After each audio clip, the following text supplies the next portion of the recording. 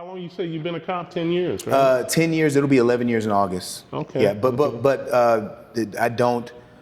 I've been in law enforcement for almost two decades though, because I started as a detention officer at Harris County Jail. Okay. And so I was in the jail working the maximum security floor for 7.5 years.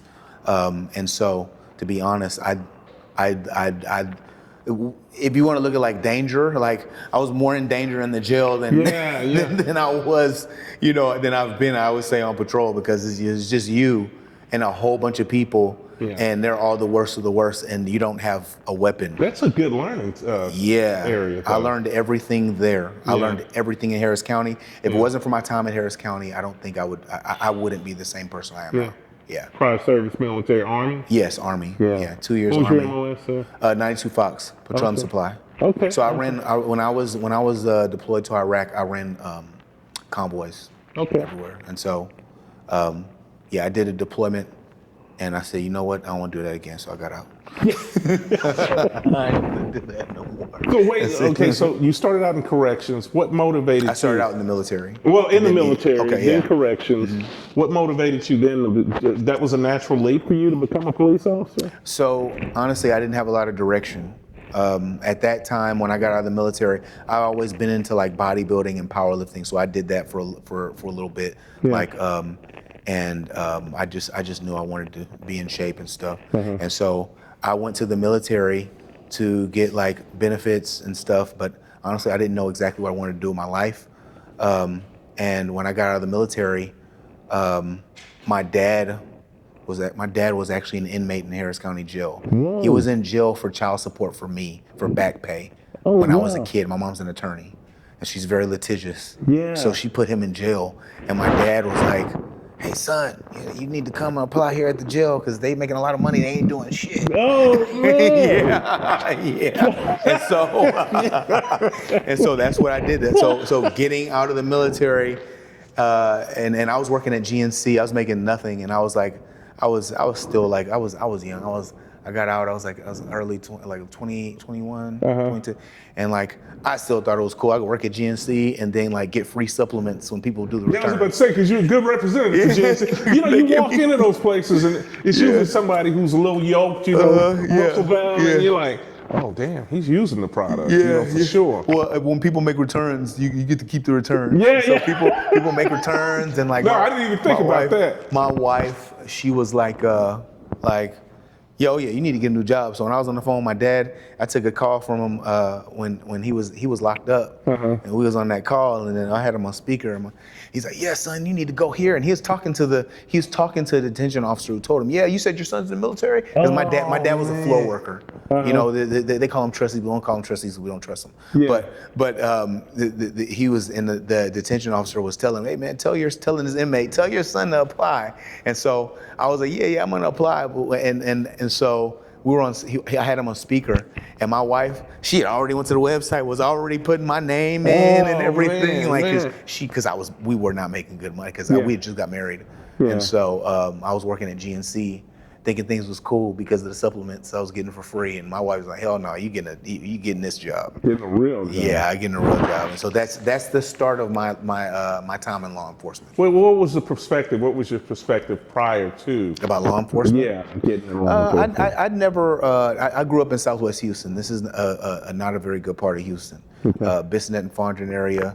And so I'd never had good run-ins. I used to be a little fat kid, and I started running the bayou to lose weight, and on Bray's Bayou, and I would be stopped and talked to, kind of like, I never had good. It wasn't like horrible, but like it wasn't, hey, how's it going? It was, hey, get over here, hey, come here. You know what I'm saying? Yeah. Maybe they were looking for somebody or something like that. And I never thought about police and I didn't feel warm and fuzzy necessarily. You know what I'm saying? Yeah. And then at one point I ended up being followed by some dude. I don't know, like I would go running and then they that they would be honking, and then the car would be parked in the way to cut you off when you're running. Yeah. And they actually went to my apartment complex. I told my mom about it. And one day, a car that I described was driving around the complex really slow. And my mom, when I came home from school, my mom's like, hey, we're gonna go to report what happened. And so we went to HPD and tried to make the report.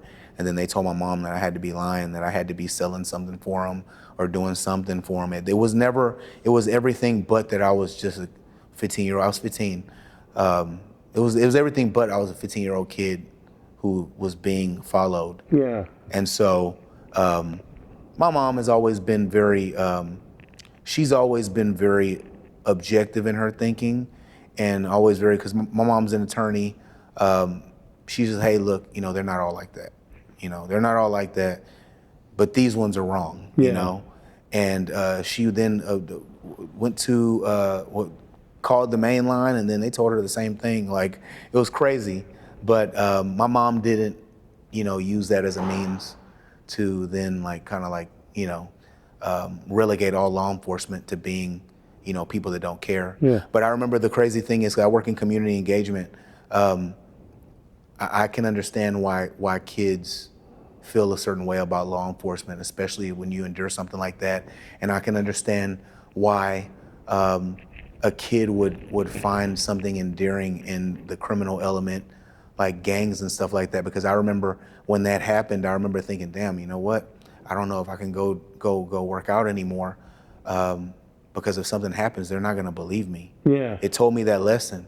And I remember my stepmom, she had a brother and his friends, they're from Mississippi. And he'd been to the pen, they had all been to the pen and everything. And I remember I was over their house one day after that happened. And then I remember Sherman, her brother, was like, say, young blood, here what we gonna do. You gonna go out there, you gonna run, and we gonna ride around all day. We gonna follow you. Yeah, You just pointed out, you ain't got nothing to worry about. And I remember feeling comforted. Yeah. I remember feeling so comforted. And these were some straight up thugs. Hey, yeah, these dudes, they wouldn't have found this dude. Yeah. Or they wouldn't have found this guy. Yeah. And I remember thinking, man, these guys aren't good though. Like they're my family. Man, they made me feel good. Yeah. I remember thinking about the police. They didn't make me feel good. Wow. The police made me feel like I was a bad guy, like I was a nerd. Dude, when I used to take the metro to the library. Yeah. To the city library. Like, I was a nerd. And they told my mom I had to be selling drugs or something. They would not believe that her son was doing the right thing.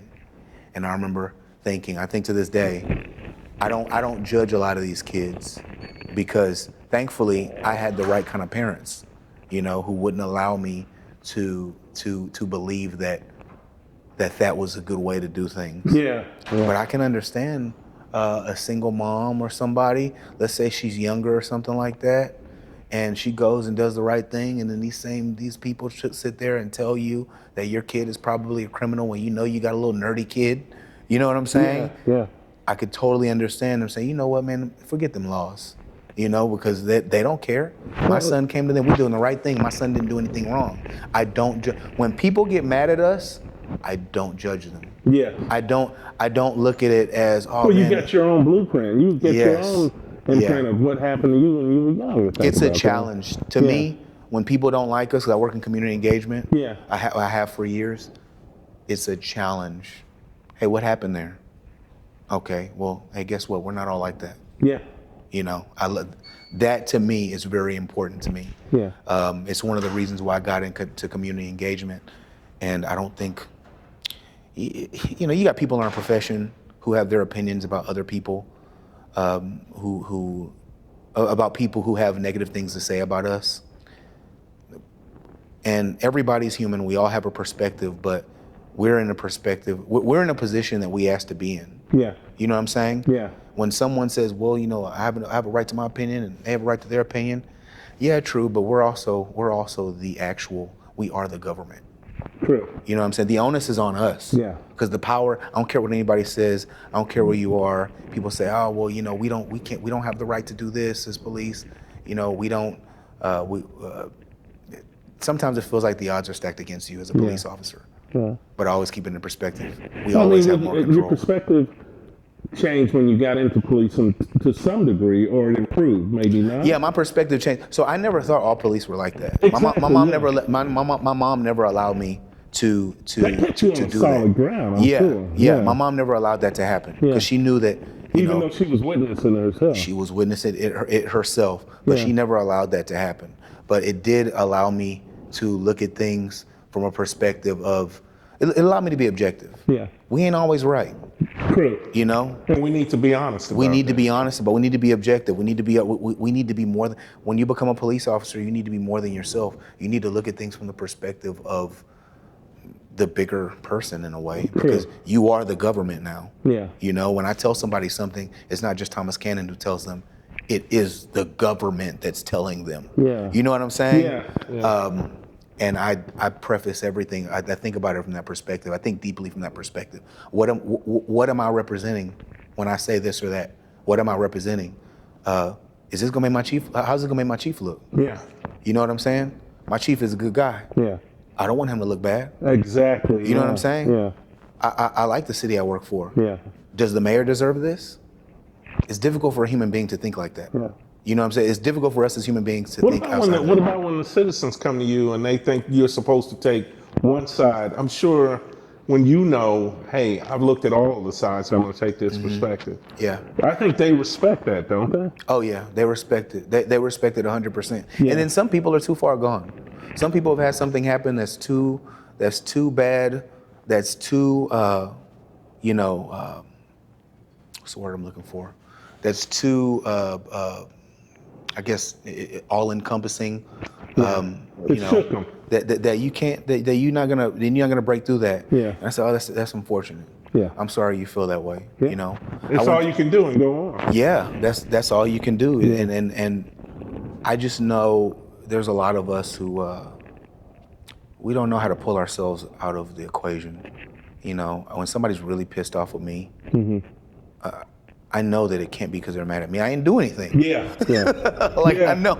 And I look at the shield that we wear as that's exactly what it is. It is something else. It's not necessarily me. Yeah. You know, I represent it and I try to make sure that I'm doing it in the best way. But sometimes they're mad at that shield and they can't get past that shield.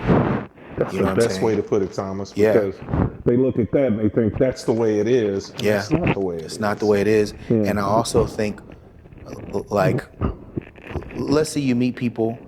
I know some idiots who got badges, right? And I've known some over the years. Absolutely. And I don't necessarily say, like, I haven't seen them do anything, like, illegal or something like that, where I can go, hey, look at them, they're doing this over here. But I just know some boneheads. Yeah. You know what I'm saying? And there have been times where stuff happens and I'm like, man, I'm so ashamed of wearing this because of the stuff that something happened in another state somewhere far away. But I know when people look at me, they're thinking, man, okay, look, yeah, you represent that. We're right? starting to see more of that too, because when you see something, I remember I went to a funeral in Houston. It's a family member, and the thing in Tyree Nichols, I think it is. That was the exact thing I'm thinking about. Yeah, For a good month, it was difficult for me to put this on. Put the Everybody was uniform looking on. at me when they were showing me the video, Yeah, and the first thing that came to mind for me was, that's not their first rodeo. They've No. been doing this. They Heck just yeah. got caught. they've been doing it. Yeah. And I think it shook some people in the room because they all looked like me. They were like, that's not natural. Yeah. And I was like, no, how you know it's not natural? I think Tyree Nichols, I think that incident, it also made people think we as a culture, we've dealt with institutionalized racism for so long Yeah. that we tend to look at that and think, yeah, man, everything falls under this umbrella. And as a person who's been in the military, been in law enforcement and everything, you know, it's not always the case. Like Tyree Nichols' incident was the primary, shows you that I've known guys who were just too freaking young and they got egos Exactly. And it doesn't matter what the person Shouldn't looks be like. in that team. I mean, you're just not mature enough for that. Should not take part in that. You know, I've seen it early on. I worked in the jail. Just some people are too immature. You know what I'm saying? And that's a big factor of it. And a lot of us, we tend to look at the thing that we've consistently dealt with as a people, and we tend to try to, you know, we see some of that everywhere. Yeah. And not saying that may not be applicable to some things, Yeah. but man, I met some hotheads of all shapes and sizes and colors. Exactly. So you know, it's a lot of people don't need to necessarily be doing this job. Qualities. What are the qualities you think that a police officer should have? We already said judgment and maturity is one, or two. So I think the best quality is the ability to communicate effectively. The ability to communicate effectively is number one. I've known people that will take a messed up, take an arrest that's of course lawful, but like, you know, man, that might be a tough situation to deal with, where a person might be really pissed off. yeah. And you know, they got the person laughing and stuff. They're making them laugh. You know, like Even though they're going to jail. Even though they're going to jail. I've seen this, and this is something that's masterful. Yeah. Can't everybody do that? Yeah. You know what I'm saying? Can't everybody do that? Not everybody has the ability to do that. I think a person who has the ability to take a potential volatile situation and then turn it into something where, you know, to say the right thing, man, that's something that's worth so much, because the reciprocal. I've seen people who come to a scene, and just by their presence, you're down two. just because they get there, they don't know how to say the right thing. Yeah. They're immature, and you know, they take a situation, man, everything's cool. Everybody knows somebody like that. Yeah. Everybody knows somebody like that. It's just like, communication is such an important thing. I remember I've been in some situations, and I said like one thing, and then like, man, they had to break down crying. Like, hey, take me. Yeah. I tell the guy, I'm like, hey man, so how you know, looking at the way you acting right now, man, I came in, I seen your kid looking around the corner like he was scared. Yeah. Don't tell me that, man. Don't tell me that. Don't tell me that. Yeah. And they lose it. Because sometimes they need somebody to tell them, hey man, what you think your kid think of you right now? You know what I'm saying? Like that's stuff that's real talk that can people fix need things. to understand, though. Yes. Yeah. That's something, and can't everybody think like that? Yeah, that's true. That's unfortunate. That's very unfortunate, because we need people who are like that. Hey, well, let me ask you this. If you were to talk to young people, you just saw some cadets coming into the profession, what words of advice would you give them? You're coming into this thing. We've been in this thing for a while. What would you tell them? Don't forget who you are. Yeah. It's the most important thing. There are elements within you that distinguish you from everyone else. Those distinguishing elements become even more important when you become a police officer, because you need to be able to draw upon something in order to create, a lot of times, like an affinity with people. When you connect, it's the person that you were before you joined up that a lot of people connect to. Yeah. You know, don't spend all your time with cops, because it becomes such an identifying thing. What you just said was gold. I tell people, like, look, if the only people you hang around with is cops, you are a very shallow person. Yes. Yeah. I don't want to hear about foot chases and car chases, narcotics arrests, every dinner party I go to. I don't want to hear it. Don't hang around with a bunch of cops. It can become an identifying thing. And I don't want to, you know, I'm a filmmaker. Yeah. I'm a person, I'm an AI nerd. I'm a lot of other things. Absolutely. I'm into bodybuilding, powerlifting. Yeah. I'm not just a cop. I'm a person who exists in this society, who has passions and things. Yeah. And you have to still be that if you're going to be able to understand the public. If you then become this person who's just the cop and the cop, I'm always the cop, I breathe cop, sleep cop, eat cop, you're not gonna be able to, you're not gonna be the person who could talk to people at their level and then bring the situation Absolutely. down. Because you think about OODA loop and all the other stuff. It's like, man, come on. We gotta, of course, you gotta think tactically and stuff. Officer safety is number one, but then at the same time, man, we gotta be able to, we gotta be able to still deal with people where they are. Yeah. And still, because we still human beings, man. I mean, like, that's the biggest thing. And you know, it's when you're telling people who are uninitiated, they're not in the profession, they don't really understand. That's true. It takes years for that to marinate. Yeah. It's not going to happen in a few days or a few weeks. Mm-hmm. Yeah. Yeah. We're constantly learning. 100%. And then on top of that, the very important thing, don't. And this is period. This is advice for anyone at any time in life. Never be afraid to stand alone. Yeah. Sometimes you might just have to stand alone, and And everybody think you look crazy. Thomas, there's such good information, good advice, because there's going to be situations you and I both know where you're taking it all in and you're saying, no, this ain't right. This ain't good. And I need to say something now before this goes south even further. I want to be a part of the team. I want to be a team player, but if it ain't right, it ain't right. I need to say something. 100%. Yeah. I've done that. When I was 18 years old, I realized the value in this because I was in a unit where we'd be on convoys, and then we were in Iraq, and then there's always kids on the side of the road who are doing this because they want water. Yeah. And so you throw them water bottles. Well, I remember some of these idiots, they would freeze cans of soda and they throw it at them. And I got in trouble. I beat one of these dudes. I was the youngest person in the unit, but I was the biggest person in the unit. Yeah.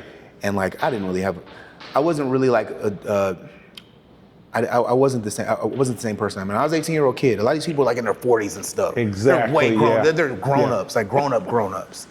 I said, man, but that ain't right. Yeah.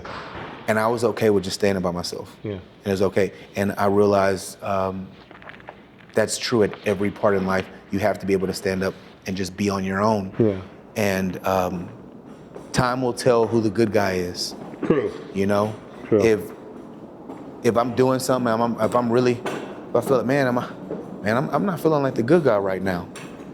You know what I'm saying? Yeah. Assess. Yeah. Are you the good guy right now? You know, and if you don't feel like, if you don't like it, you need to be able to speak up and say something. Yeah. You know. What kind of legacy, if you wanted to think about a legacy that you're going to leave in policing, what would you want your legacy to be?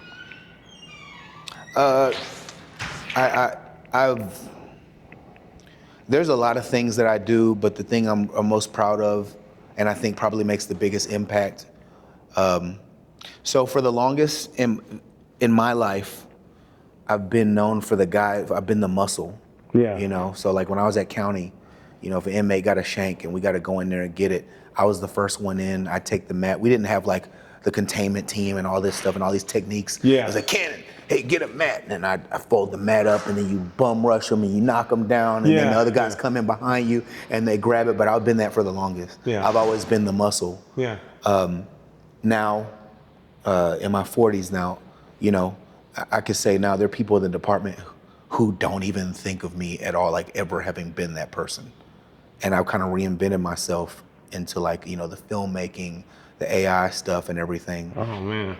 And I'm very proud. You're happy with that? I'm very happy. Yeah, because I'll just be freaking a henchman. Yeah. I want to be just, you know what I'm saying? I don't just be a henchman. Yeah. I mean, hey, if I got to, I can. Yeah. You know what I'm saying? Yeah, I haven't forgotten anything. Yeah. But no, I'm very proud of the fact that now I've distinguished myself in a manner that, you know, is all me. So I get to create the content that represents my police department. I get to, because I love my department. The chief is amazing. Leadership is great. I'm not just saying that because I couldn't make this stuff that I make if I didn't believe in it, right? Yeah. I couldn't make it. I couldn't make things that emotionally kind of like hit people and touch people if I wasn't if I didn't feel it also. I feel like we do good work. That's why it's very easy for me to make the content that I make. And so my legacy, I want my legacy to be, somebody. I took the thing that I was passionate about and that I knew about, and I had some level of acumen at. I don't want to say I'm the best or anything, but I have some level of acumen at, and then I applied that to the thing that I have a lot of conviction for, which is protecting people. That's always been a thing that comes naturally. Yeah. I tell people, I didn't start to protect people. I didn't protect people because I don't protect people because I'm a police officer.